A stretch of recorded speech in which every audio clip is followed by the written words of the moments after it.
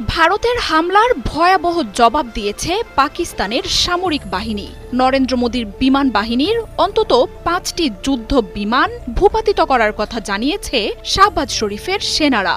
I can confirm you that 5 Indian aircrafts, including 3 Rafale, 1 Su-30 and 1 MiG-29 have been shot down, and 1 Heron drone has also been shot down. যার মধ্যে আকাশ প্রতিরক্ষায় থাকা অত্যাধুনিক Rafale যুদ্ধ বিমানও রয়েছে। এছাড়া রয়েছে ভারতীয় বাহিনীর Su-30 এবং MiG-29 যুদ্ধ বিমান। কয়েক ঘন্টার ব্যবধানে আরও বিস্ফোরক সব হামলার তথ্য উঠে আসতে থাকে। লাইন অফ কন্ট্রোলে ভারতীয় বাহিনীর ব্রিগেড হেডকোয়ার্টার ধ্বংস করা হয়েছে। হামলায় গুড়িয়ে দেয়া হয়েছে নিয়ন্ত্রণ রেখায় থাকা ভারতের সেনা চেকপোস্টগুলো। পাকিস্তানি হামলায় ভারতীয় অসংখ্য ড্রোন ধ্বংস হয়ে গেছে। মঙ্গলবার মধ্যরাতে পাকিস্তান নিয়ন্ত্রিত আজাদ কাশ্মীরে বিমান ও ক্ষেপণাস্ত্র হামলা চালায় ভারত। অপারেশন সিঁদুর নামের ওই হামলায় বেশ কয়েকজন বেসামরিক নাগরিক নিহতের দাবি করে পাকিস্তান। পাকিস্তানের ভেতরে ঢুকে নয়, বরং ভারতের আকাশসীমায় থেকেই এই হামলা চালানো হয় বলে জানায় ISPR।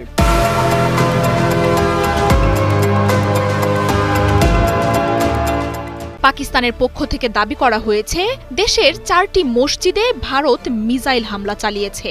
এতে মসজিদগুলো ধ্বংস হয়ে গেছে। আনুষ্ঠানিকভাবে 8 জন নিহত হওয়ার কথা স্বীকার করেছে পাকিস্তান। জবাব দিতে তৈরি হয়েই ছিল পাকিস্তানি বাহিনী। রাত 2টার পরই ভারতীয় ভূখণ্ডে পাল্টা আক্রমণ চালায় ইসলামাবাদ। কয়েক ঘন্টার ব্যবধানে ভারতের অন্তত 5টি সামরিক বিমান ধ্বংসের বার্তা দেন পাকিস্তানের তথ্যমন্ত্রী আতাউল্লাহ তারার।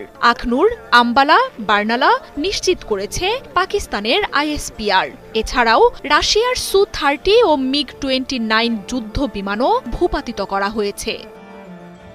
যুদ্ধবিমান ছাড়াও ভারতের ড্রোনের বহর ধ্বংসের কথাও জানিয়েছে পাকিস্তানি বাহিনী। হামলায় ধ্বংস হয়ে গেছে লাইন অফ কন্ট্রোলের ভারতীয় সেনা চেকপোস্টগুলোও। এমনকি কাশ্মীরে ভারতীয় বাহিনীর ব্রিগেড হেডকোয়ার্টার ধ্বংসের কথাও নিশ্চিত করেছে পাকিস্তান।